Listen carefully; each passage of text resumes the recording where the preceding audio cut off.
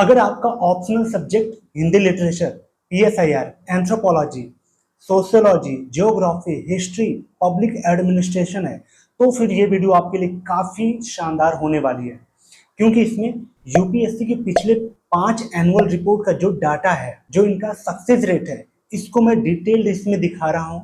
साथ ही वो 8 फैक्टर जो कि किसी भी ऑप्शनल सब्जेक्ट का आपके स्कोर को सीधे कम करते हैं, वो 8 फैक्टर भी इसमें मैं एनालिसिस करके बताऊंगा आपको। सिर्फ मुझे 8 से 10 मिनट दीजिए, इसमें सारी एनालिसिस करके आपको बता दूंगा कि कौन सा ऑप्शनल आपके लिए बेस्ट हो सकता है। Choice is your.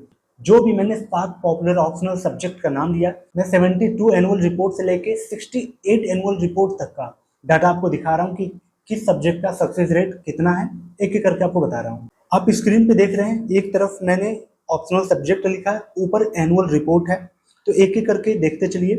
Hindi literature का 8.4, 6.8, 6.4, 7.1, 12.5, पीएसआईआर का 72 में 8.3, 8.2, 8, 9.4, 8.8, एंथ्रोपोलॉजी का 72 एनुअल रिपोर्ट में 8.3, 71 में 9.1, 70 में 8.2, 79 में 9.7 और अगले में 11.1, सोशियोलॉजी का 9.2, 10, 10, 9.6, 8.1, जियोग्राफी का 7.2, 5.5, 5.1, 5.5, 5.9, इसका ज़्यादातर 5 में चल रहा है।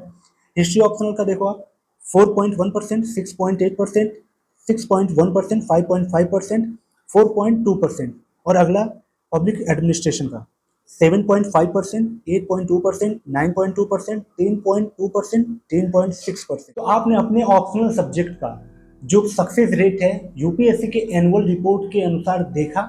तो अब डिटेल बात करते हैं इसके सक्सेस रेट को लेके कि आखिर ये सक्सेस रेट किन किन फैक्टर्स पे डिपेंड करते हैं। तो मैंने 8 फैक्टर्स को एनालिसिस किया जो कि सीधे आपके ऑप्शनल सब्जेक्ट के स्कोर पे इफेक्ट डालते हैं। चलिए बात करते हैं कि कौन कौन से वो फैक्टर्स हैं। सबसे पहला, अपीयरिंग एस्पिरेंट, कि उस सब्जेक्ट में कितने लोगों ने अपीयर किया हुआ, कितने लोगों ने उसको लिया है। सेकंड, कितने लोग रिकमेंड हुए हैं उनमें से, ये सबसे बड़ा फैक्टर है आपके सक्सेस रेट का, पहला। दूसरा, स्कोरिंग पोटेंशियल, हर सब्जेक्ट का जो स्कोरिंग पोटेंशियल है या फिर नेचर है वो अलग अलग होता है। आपने देखा होगा ऐसे बहुत से ऑप्शनल सब्जेक्ट होते हैं जिनमें आप न्यूमेरिकल्स, फ्लो चार्ट, डायग्राम ज़्यादातर यूज कर सकते हो, लेकिन वहीं कुछ ऐसे ऑप्शनल हैं जिनमें आप ज़्यादातर पैराग्राफ में लोग लिखते हैं, उसमें न्यूमेरिकल्स नहीं होते, फैक्ट नहीं होते, डाटा नहीं होते, करंट से ज़्यादातर लिंक नहीं हो पाता। तो आपको ये आइडेंटिफाई करना होगा कि आपके ऑप्शनल सब्जेक्ट का नेचर क्या है। तीसरा फैक्टर, सब्जेक्ट स्पेसिफिक स्किल।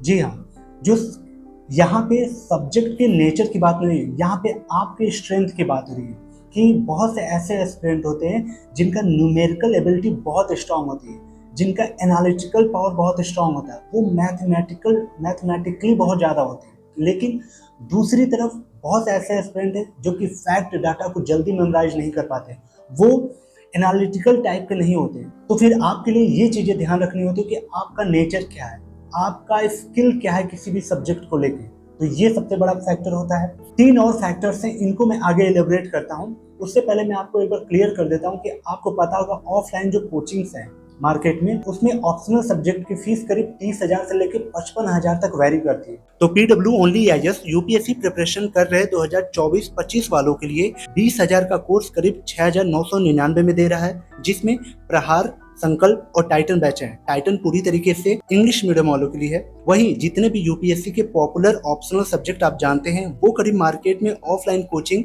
30,000 से लेकर 55,000 तक देती है, लेकिन यहाँ पे आपको 7,999 में मिल रहा है। पर मैं आपको हार्डली रिकमेंड करूंगा कि आप इनके कोम्बो बैच को एक बार देखें, जिसमें जीएस के साथ साथ आपको ऑप्शनल सब्जेक्ट दोनों आपको 16,499 में मिल जाएगा। इन सब के अलावा भी अगर आप एक्स्ट्रा डिस्काउंट और चाहते हैं तो आप चैनल का कोड स्टूडेंसी यूज करना, आपको इनके सारे बैच पे एक अच्छा डिस्काउंट देखने को अगेन मिलेगा। ये जितने भी दिवाली के ऑफर वगैरह हैं ये आपको सिर्फ 15 नवंबर तक ही वैलिड है। इनका एक नया कोर्स IDMP 3.0 है, जिसमें आपको बहुत से एक्स्ट्रा फीचर्स एक्सेस हो रहे हैं, जैसे daily MCQs, answer writing, 5,000 plus prelims के क्वेश्चन, 500 मेंस के क्वेश्चन, 40 ऐसे। सी सेट आपको एक्स्ट्रा लेने की जरूरत नहीं है, यहाँ पे सी सेट की क्लास भी आपको मिल जाएगी। ये ऑनलाइन के साथ साथ ये 4 जगह पे ऑफलाइन भी इनका सेंटर ओपन हुआ है, मुखर्जी नगर में, करोल बाग में, लखनऊ में और पटना में। अगर आपको कोई भी इनका बैच परचेज करना है तो आप डिस्क्रिप्शन में लिंक दिया है, वहां से परचेज कर सकते हैं। ये जो ऑफर्स हैं 15 नवंबर तक लास्ट डेट है उनकी। तो चलिए वीडियो में आगे बढ़ते हैं। स्टडी मटेरियल, जी हाँ, बहुत से ऐसे ऑप्शनल सब्जेक्ट हैं जिनका स्टडी मटेरियल मार्केट में आपको इजीली बिल्कुल नहीं मिलता, और अगर मिलेगा भी तो वैरायटीज नहीं होंगी आपके पास। वैल्यू एडिशन के लिए एक्स्ट्रा जो रिसोर्सेज होते हैं वो बहुत लिमिटेड हो जाते हैं। तो आपको कुछ ये भी ध्यान रखना होता है कि आपका जो ऑप्शनल सब्जेक्ट है उसमें वैरायटीज हो, नंबर ऑफ टीचर्स उसमें ज़्यादा हो, नंबर ऑफ ऑप्शंस आपके पास ज़्यादा हो उस ऑप्शनल सब्जेक्ट को लेके, ताकि आप अपने एनालिसिस कर पाओ कि आपके पास कौन सा बेटर ऑप्शन है। एजुकेशनल बैकग्राउंड आपका, जी हाँ, अगर आपने ग्रेजुएशन में हिंदी लिया है, अगर आप PSIR ऑप्शनल पे स्विच करते हैं आपके लिए चैलेंज हो जाता है। ज्योग्राफी लिया है, हिस्ट्री लेते हैं, फिर जाके दिक्कत आती है। लेकिन आपका इंजीनियरिंग बैकग्राउंड है, फिर आप अगर ह्यूमैनिटी पे आते हैं आपके लिए प्लस पॉइंट हो जाता है। क्यों हो जाता है? ऊपर के जो फैक्टर्स मैंने बताए थे वो होती है इंजीनियरिंग बैकग्राउंड वाले में, तो फिर वहां से उनको बेनिफिट्स मिल जाता है। ओवरलैप विद जनरल स्टडी, जी हाँ, जो GS के पेपर होते हैं, अगर आपका ऑप्शनल सब्जेक्ट उसके साथ ओवरलैप करता है, ये भी आपके लिए एक प्लस पॉइंट हो जाता है या फिर नेगेटिव पॉइंट हो जाता है। ये भी फैक्टर मैटर करता है आपके ऑप्शनल सब्जेक्ट पे। टाइम अवेलेबिलिटी, अगर आपके पास 4 महीने हैं और आप इंजीनियरिंग बैकग्राउंड से हो, वहीं ह्यूमैनिटी के सब्जेक्ट लेते हो, बहुत अच्छे से कवर कर सकते हो। आपका ह्यूमैनिटी बैकग्राउंड है, आपने कोई टेक्निकल ऑप्शनल ले लिया, तो फिर आपके लिए 7 महीना से लेकर 8 महीना भी कम पड़ जाएगा। जो आपकी टाइम की अवेलेबिलिटी है वो आपके ऑप्शनल सब्जेक्ट पे बहुत बड़ा रोल प्ले करती है। साथ में ऊपर के जो फैक्टर्स हैं ये डायरेक्ट इफेक्ट डालते हैं आपके इस टाइम अवेलेबिलिटी में और उसके साथ आपके सिलेक्शन में ऑप्शनल के। 8वां फैक्टर, टीचर की क्वालिटी आपकी। तो आपके टीचर जो हैं आपके ऑप्शनल सब्जेक्ट को किस तरीके से, नो डाउट सारे टीचर बहुत अच्छे होते हैं, लेकिन कुछ लोगों की डिलीवरी बहुत अच्छी होती है, आपको जो कनेक्ट कर पाए, तो ये मैटर करता है। तो मैंने एक और भी पिछली वीडियो बनाई थी टॉप 10 एजुकेटर को लेके, जो कि ऑप्शनल सब्जेक्ट और GS सब्जेक्ट को बहुत अच्छे से कवर कर रहे हैं, तो वो वीडियो भी आप देख लेना। साथ ही इसमें से आपका कौन सा ऑप्शनल सब्जेक्ट है ये कमेंट करके आप बताएं कैसी लगी वीडियो। मैंने ट्राई किया, ये सारी चीज़ें मैं क्यों बता रहा हूँ, तो मैं थोड़ा एनालिसिस कर सकता था, इसलिए मैंने ट्राई किया कि कुछ चीज़ें मैं दे पाऊँ आपको। तो कैसी लगी वीडियो आप कमेंट करके जरूर बताएं। आपका ऑप्शनल सब्जेक्ट भी कमेंट करिएगा। चलिए मिलते हैं किसी और ऐसे ही शानदार वीडियो में, तब तक के लिए thank you so much and bye bye.